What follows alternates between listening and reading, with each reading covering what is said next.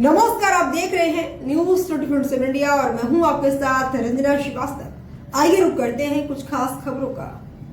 Palace road स्थित प्राचीन श्री राधा बिहारी मंदिर में आयोजित 7 दिवसीय श्रीमद् भागवत कथा के 5वें दिन भक्ति, श्रद्धा और उल्लास का अद्भुत संगम देखने को मिला। कथा प्रवक्ता आचार्य योगेश कृष्ण जी महाराज ने अपनी ओजस्वी वाणी से भगवान श्री कृष्ण की बाल लीलाओं और गोवर्धन पूजा के प्रसंग का भावपूर्ण वर्णन किया, जिसे सुनकर श्रद्धालु भाव विभोर हो उठे।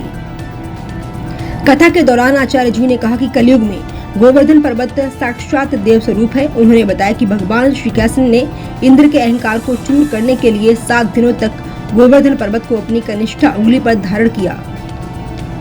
तभी से गिरिराज महाराज भक्तों की अटूट आस्था का केंद्र बने हुए हैं। उन्होंने कहा कि आज के युग में गिरिराज जी की परिक्रमा और दर्शन मात्र से मानसिक और शारीरिक कष्ट दूर हो जाते हैं। आचार्य योगेश कृष्ण जी महाराज ने 56 भोग के आध्यात्मिक पक्ष पर प्रकाश डालते हुए कहा कि ये केवल व्यंजनों का संग्रह नहीं है, बल्कि भक्त का भगवान के प्रति पूर्ण समर्पण है।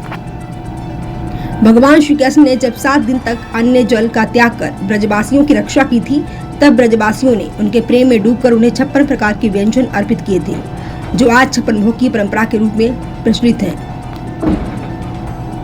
कथा के दौरान गिरिराज धरण की मनमोहक झांकियां सजाई गई, जिसे देखकर पंडाल गिरिराज धरण की जय के जयकारों से गूंज उठा।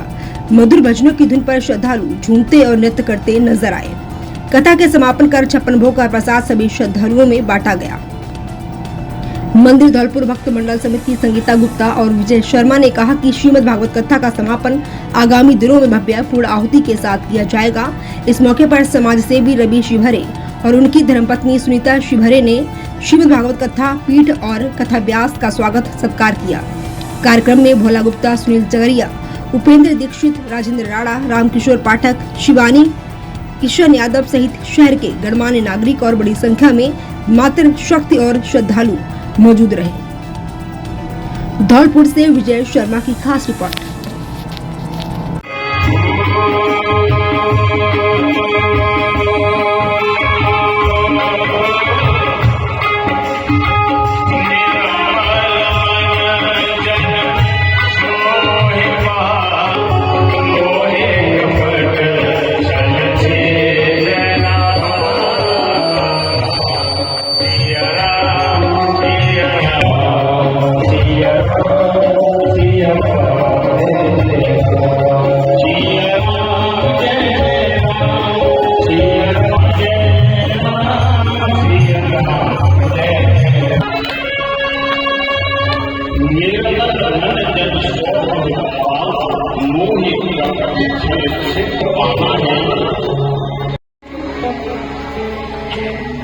इनके प्राणों की रक्षा की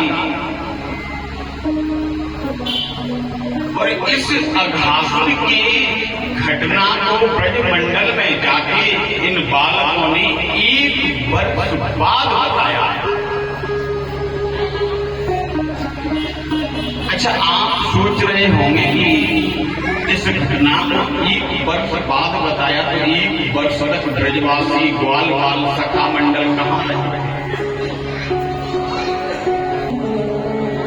तो ब्रह्मा जी ऊपर से देख रहे थे, जब गौचारण ठाकुर की लीला कर रहे थे, बैठ जाते हैं और सभी से कहते हैं, भाई आपके घर पे आप।